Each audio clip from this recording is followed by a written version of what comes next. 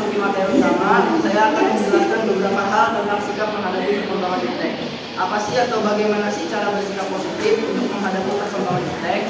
Di masa sekarang ini, muda-mudi maupun kaum lansia yang sudah mengenali perkembangan iptek, banyak sekali cara mereka menggunakan perkembangan iptek tersebut.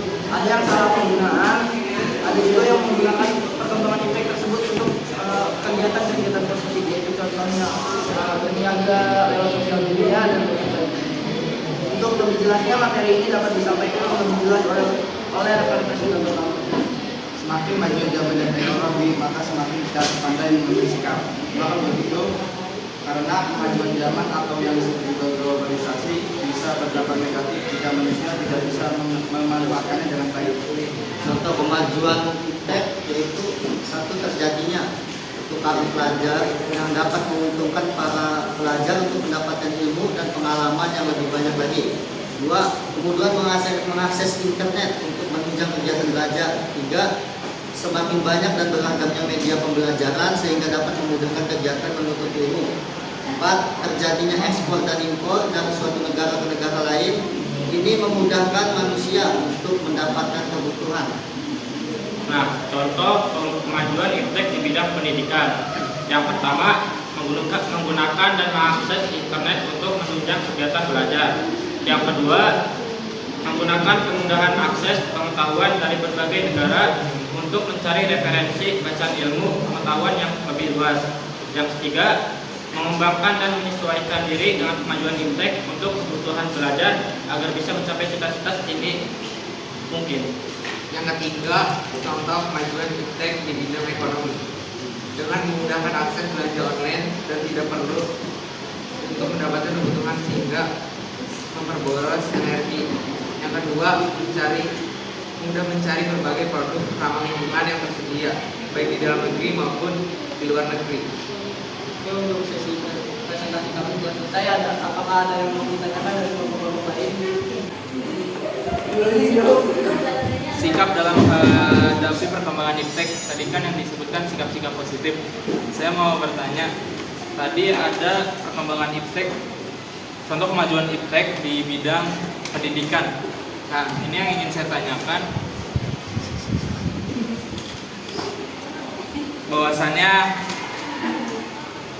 kenapa iptek yang semakin berkembang ini tidak dimanfaatkan dengan baik oleh pelajar dan guru. Contohnya, sekarang kita kalau belajar banyak nulis, sedangkan di iptek ini ada Word, ada HP atau laptop, bisa meresume materi secara digital. Nah, nanti hasilnya itu dibuat rangkuman di file folder. Jadi siswa lebih mudah dalam mengaksesnya.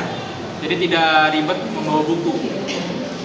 Nah, pertanyaannya, apa solusinya agar pendidikan di Indonesia dapat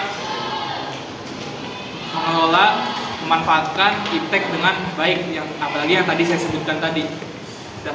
Ingin menjawab dari pertanyaan kelompok 5.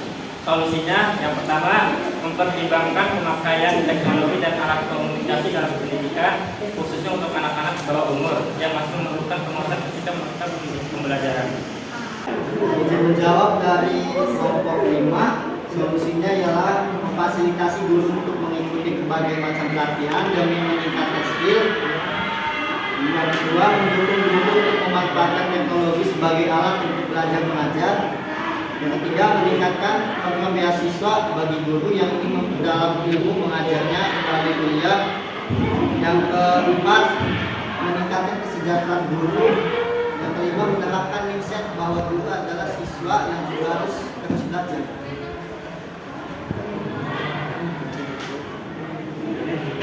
Nah, udah. Oke, puas kan?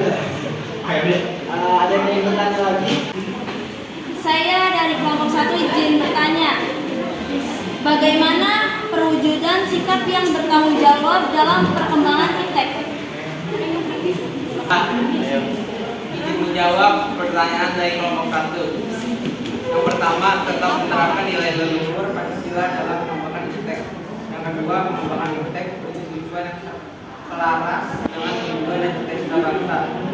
Yang ketiga, pengembangan iptek untuk tujuan kebaikan dan kesejahteraan bersama.